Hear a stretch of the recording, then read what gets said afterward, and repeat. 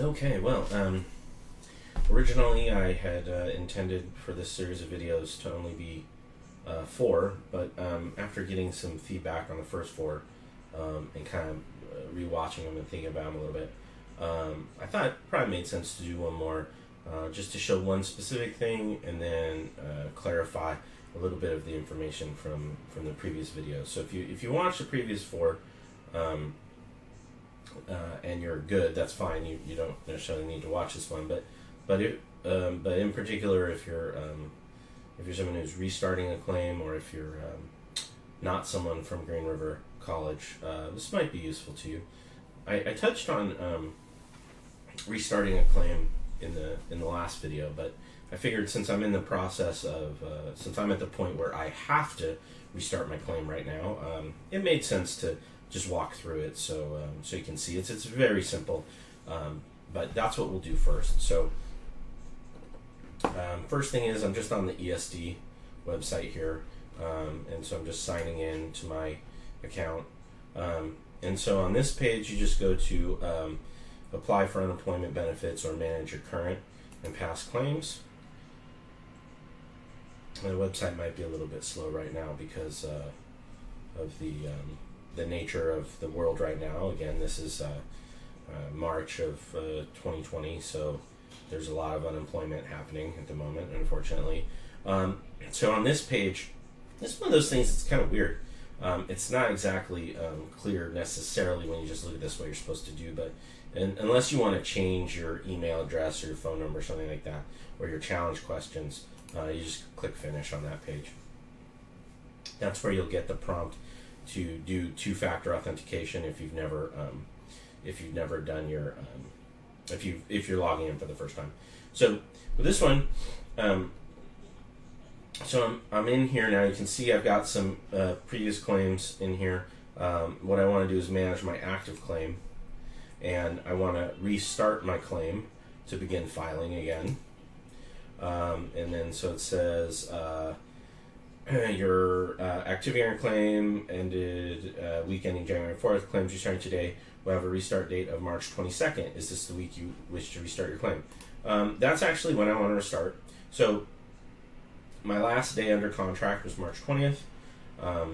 So the next week that I'm in now is starting March 22nd. Now, in theory, I probably should have done this on the 22nd, but with one thing and another, I didn't quite get to it. As long as you do it any time in the week after you're no longer under contract, that's fine. The earlier is probably the better, but yes, it's the restart date of March 22nd is the day that I want.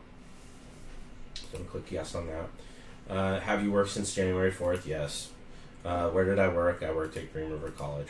Now, why does it have so many different entries in here? Because remember from the previous videos, every contract, every quarter is entered as a new employee or employer, so it's listed a bunch. You just got to select the first one there. Did you work for any employers not mentioned above? I did not. If you had a second job or something like that you're no longer at, or you're still at, maybe you're doing private tutoring, maybe you've got just a part-time hourly job or something like that or whatever, then yeah, you'd have to hit yes and add that additional information. If it's a employer that you started with since the last time you were filing, you were collecting weekly benefits. So hit next there. That's all. What was my start date? This is the start of the quarter, which was January 2nd. What was the last day I physically worked? The last day of my contract, March 2nd. Why are you separated from this employer? Remember, this is laid off. Please provide separation, school year ended, or school on break. Remember, we have to enter it that way. Was your separation date the same as your last day of work? Yes. Please provide the gross income before any deductions, including taxes. I just do this monthly. I just pull up my my pay stub and put in, what my gross was for, 1 month, and then just put it in monthly. And then how many hours did you work on average? This is based on regular hours, not contact hours, okay? So you got to do that calculation, remember. Regular hours for an instructor are considered to be 35 hours for a full-time load. So whatever percent you were at of your full-time load, that's how many hours a week on average you worked. I actually had a little bit more than 15 units last time, so my hours per week will be higher than 35. But anyway, that's what you're going to enter in here. I'm going to pause this and just move on through to the next screen. Okay, so once you enter in your how much you were making and how many hours you worked per week, then this next screen is, are you physically able and available to work? Yes. Next. Standby, are you on standby? Meaning you expect, and here you say no. Even though it says unemployed with your regular employer due to a lack of work, you expect to return to full-time work with this employer within the next 12 weeks, or unemployed and starting work with a new employer within the next 12 weeks. You hit no. Now again, this is because again, as an adjunct, even if we know like the next quarter starting in a week or two or whatever, and we anticipate being scheduled classes, we don't have any assurance of continued employment. So we say no, we're not on standby. And we hit next. This is, has your contact information changed? No, mine hasn't, that's fine.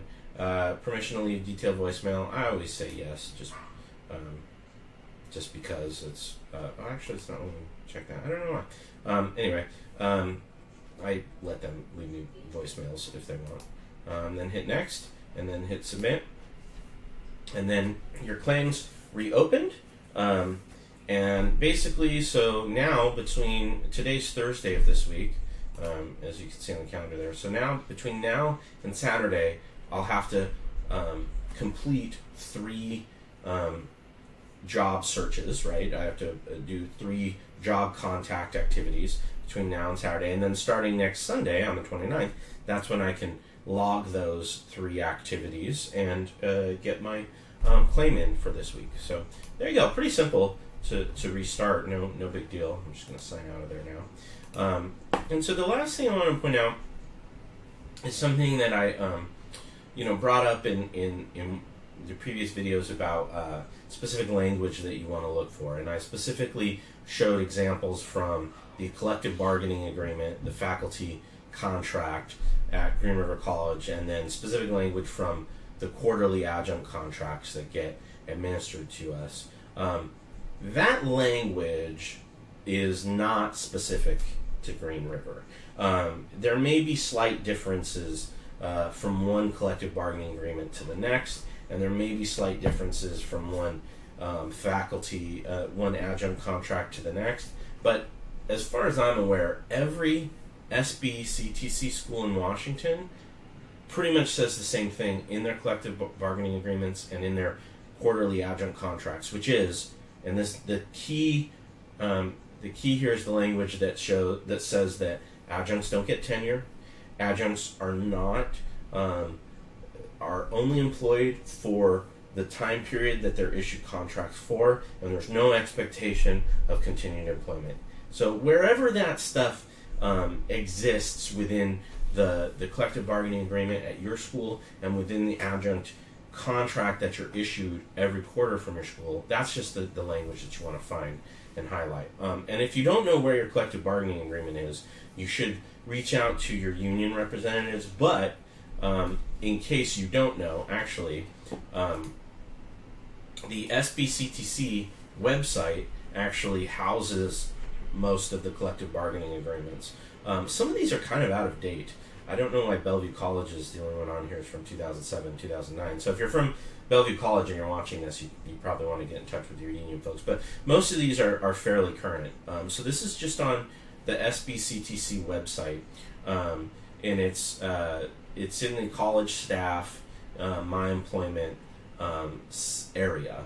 So if you just go on here on the sbctc.edu and you look up faculty collective bargaining agreements, it'll take you to this page, and you can find the specific language for your school there. So anyway, just a really short one here. Just wanted to sort of button that stuff up. Make sure that when you're applying, whatever school you're applying from, you use the correct collective bargaining agreement and the correct adjunct contract that you've been issued. Obviously, only use the Green River stuff that I highlighted in the other videos if you're if you had taught at Green River. But the key here is that the schools all use pretty much the same language around adjuncts, so you just got to find where it's at in your specific documentation. So there you go. That's the last video I'm going to do on this for now. So good luck to everybody.